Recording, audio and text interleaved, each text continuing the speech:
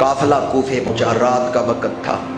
امام کا سر مبارک خولی بن یزید کے پاس تھا، قصر عمارت کا دروازہ بند ہو چکا تھا، اس لیے خولی بن یزید امام کا سر اپنے گھر لے گیا، اور اس ظالم شخص نے سر مبارک زمین پہ رکھ کے اس کو ڈھک دیا برتن سے، صحن میں ایسا کیا کہ سر مبارک رکھ کے اوپر برتن سے ڈھک کے گھر کے اندر داخل ہوا تو بیوی سے کہنے لگا تو خوش ہو جا، میں تیرے لیے بہت بڑا خزانہ لے کے آیا ہوں۔ بیوی نے کہا کیا لے کے آئے ہو؟ اس نے کہا کل تمہیں بہت بڑی دولت ملے گی، میں حسین ابن علی کا سر لے کے آیا۔ مومن تھی، مومنہ تھی، کلمہ گو تھی، حضور کی عاشق تھی۔ اس نے فوراً کہا، اس نے کہا لوگ دنیا کی دولت لے کے آئے گھروں میں اور تو ظلم کر کے نواسہ رسول کا سر لے کے آیا، میں ایسے ظالم کے نکاح میں نہیں رہ سکتی۔ جو نواسہ رسول پہ ظلم کرنے والا ہے میں اس کی بیوی نہیں کہلوانا چاہتی، مجھے طلاق دے دو۔ وہ تو پہلے ہی ظالم تھا۔ اس نے کہا نکل جا۔ یہ نورا نام تھا اس عورت کا، جیسے نور لکھتے ہیں نا اس کے ساتھ الف ڈالتے۔ وہ آ کے بیٹھی امام کے سر کے پاس۔ تاریخ کی کتابوں میں یہ روایت اس عورت کی طرف سے ہے، وہ کہتی ہے میں نے یہ منظر دیکھا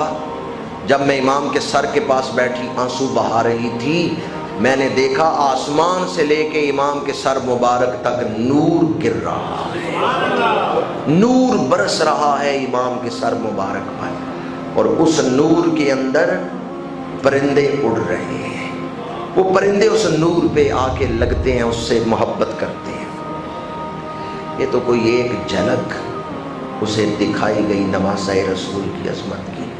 ورنہ حقیقت یہ ہے، اہل نظر سے پوچھیں، عرفاء سے پوچھیں، اہل بصیرت سے پوچھیں، امام علی مقام کے حسن کو دیکھنے کی تاب ہی نہیں ہے کسی آنکھ میں۔ جو عظمت، جو رفعت اللہ نے امام علی مقام کو عطا فرمائی۔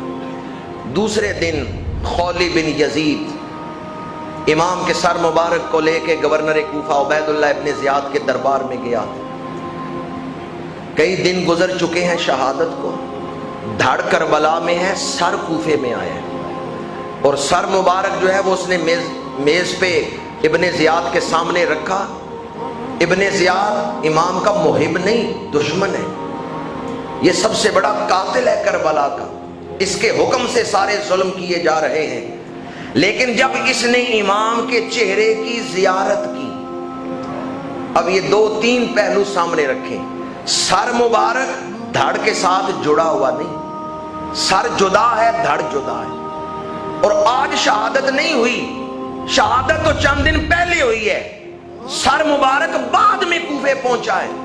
اور دیکھنے والا بھی محب نہیں، دشمن ہے، پر زیارت کر کے کیا کہتا ہے؟ ترمذی شریف میں، دیگر حدیث کی کئی کتابوں میں یہ روایت ہے، اس دشمن دین نے یہ کہا، اس قاتل کربلا نے یہ کہا، واللہ ما رأیت مثل ھذا، اللہ کی قسم ہے میں نے زندگی میں حسین جیسا سونا شخص نہیں دیکھا، ایسا حسن نہیں میں نے آج تک دیکھا۔ یہاں بندہ فوت ہو نا، سر جسم کے ساتھ جڑا ہوا بھی ہو، چہرے کی تازگی ختم ہو جاتی ہے، موت کی وجہ سے تازگی ختم ہو جاتی، چہرے کی وہ رانائی نہیں رہتی جب موت آتی ہے، حالانکہ سر جڑا ہوا ہے جسم سے، اور اگر سر جدا ہو پھر تو سارا خون ہی نچڑ جاتا ہے، پھر تو چہرے پر تازگی کا قائم رہنا ممکن ہی نہیں ہے۔ اور پھر یہ نہیں کہ جس دن شہید ہوئے اسی دن وہ دیکھ رہے، نہیں، شہید تو چند دن پہلے ہوئے، اگر میت پہ چند دن گزر جائیں تو کیا چہرے کی تر و تازگی اسی طرح رہتی ہے؟ یہ کون ہے کہ سر تن سے جدا ہے پر چہرہ تر و تازہ ہے؟ تاریخی کتابوں میں آتا ہے جب امام کا سر مبارک نیزے پہ بلند تھا اور خولی بن یزید چلتا تھا، ہوا تیز چلتی تھی تو امام کی ریش مبارک اڑتی تھی پیچھے۔ ریش، اس سے یہ بھی پتہ چلتا ہے کہ امام کی ریش مبارک چھوٹی نہیں تھی، کیونکہ چھوٹی داڑھی جو ہے وہ ہوا سے اڑتی نہیں، امام کی ریش مبارک ہوا سے اڑتی تھی، اور پیچھے جو سپاہی تھے وہ دیکھتے تھے کہ ہوا چل رہی ہے اور امام کی ریش مبارک پیچھے اڑ رہی ہے۔ جو سب سے بڑا دشمن ہے، پھر دشمن حسن دیکھ بھی لے تعریف نہیں کرتے، یہ کیسا حسن تھا کہ دشمن تعریف کرنے پہ مجبور ہو گیا ہے۔ جس کے حکم سے سارے ظلم ہو رہے ہیں، وہ جب امام کی زیارت کرتا ہے تو کہتے ہیں واللہ ما رأیت مثل ھذا، اللہ کی قسم ہے میں نے اتنا سونا شخص نہیں